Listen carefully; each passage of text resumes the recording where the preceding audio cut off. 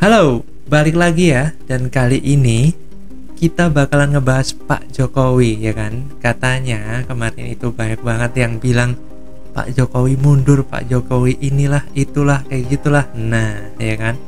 Kenapa sih Pak Jokowi itu banyak banget ditakoti? Ya, pertama karena beliau presiden, tapi ada faktor X yang membuat Pak Jokowi itu bisa mengalahkan musuh-musuhnya. Nah, terus juga ya kan, Pak Jokowi itu anti banget sama yang namanya korupsi. Jadi nggak usah lama-lama, kita langsung aja simak videonya. Kelemahan Pak Jokowi itu apa gitu? Atau kekuatan Pak Jokowi apa? Kok kuat sekali meskipun sudah digoyangkan? Saya bilang kekuatannya begini, Pak Jokowi itu sudah dicari-cari. Salahnya korupsinya nggak ketemu, nggak pernah korupsi, keluarganya nggak ikut-ikut mengurusi urusan proyek negara, anaknya juga tidak. Nah itu kekuatannya, sehingga cari kelemahannya nggak ada, meskipun mungkin dari sudut manajerial lemah. Kalau ada udah habis dia, kalau ada gitu. Nah saya cuma bilang begitu. Apa itu memuji-muji, itu fakta sampai sekarang.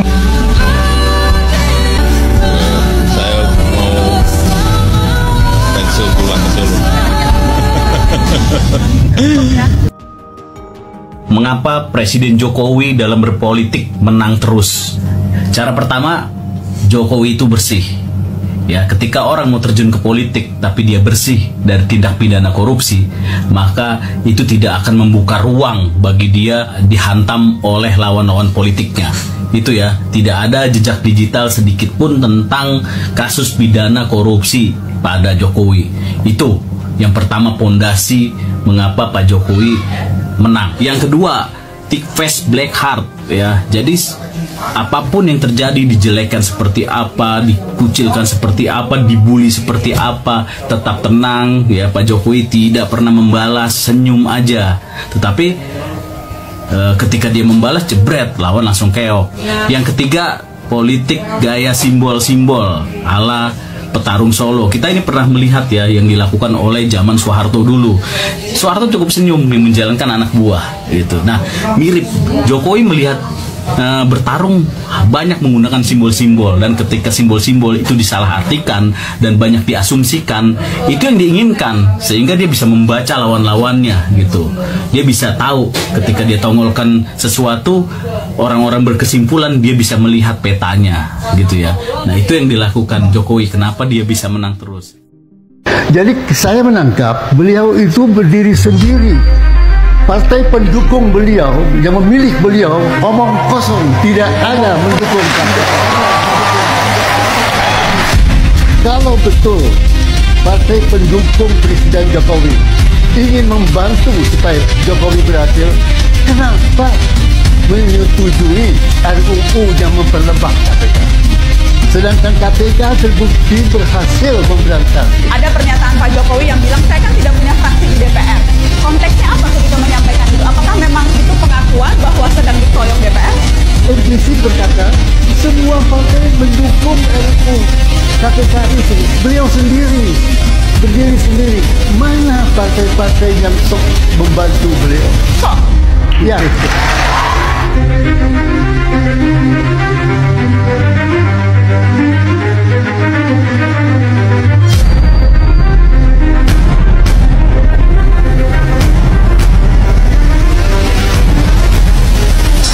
Uang negara harus diselamatkan, kepercayaan rakyat harus terus kita jaga.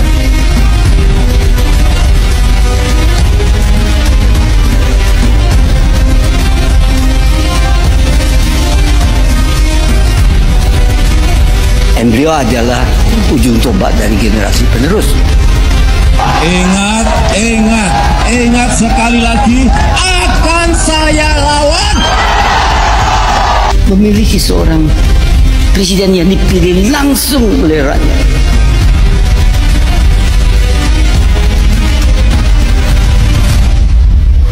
Saya akan kembali ke kota saya, Solo, sebagai rakyat biasa. Pak Jokowi pintar, Pak Jokowi cerdik, menunjukkan level kapasitas beliau sebagai politisi yang pintar memainkan strategi, besar kemungkinan beliau tidak akan menunjukkan keberpihakan kepada capres-capres tertentu. Tetapi kata Profesor Kuncoro Ningrat, kata Profesor Benedict Anderson, Javanese leadership style itu penuh dengan simbol. Pak Jokowi tidak perlu bang menyampaikan kalimat verbal, dukung ini. Cukup dengan kerlingan mata, kling. Cukup dengan senyuman. Lingkaran sel-sel kekuatan politik di sekitarnya bisa menerjemahkan kemana sebenarnya arah preferensi politik Pak Jokowi. Pak Jokowi ini sekarang disebut sebagai kingmaker. Sejauh mana sih kekuatannya? Ya sebenarnya gini bang, kekuatan Jokowi itu sebagai presidennya, karena dia apa? Punya infrastruktur negara, semua kekuatan politik di tangannya, semua kekuatan hukum di tangannya, semua kekuatan ekonomi di tangannya, semua kekuatan birokrasi dan jaringan juga di tangannya. Oleh karena itu dia menjadi powerful dalam konteks penentu itu. Yang membuat Pak Jokowi lemah itu ya ketika beliau tidak menjabat lagi, sudah. Ketika SK presidennya sudah selesai di tanggal 20 siang lah, 20 Oktober 2024 nanti. Jadi ketika Februari atau 14 Februari ketika Pilpres dilaksanakan 2024 ya masih kuat. Makanya mohon maaf, kelima partai pun ya akan manut turut ikut gitu ya kepada Pak Jokowi. Itu yang membuat Pak Jokowi kuat. Kau suka tidak suka, peran Jokowi itu sangat sentral. Iya. Jadi kalau beliau ini sampai berpihak pada salah satu, ya game is over.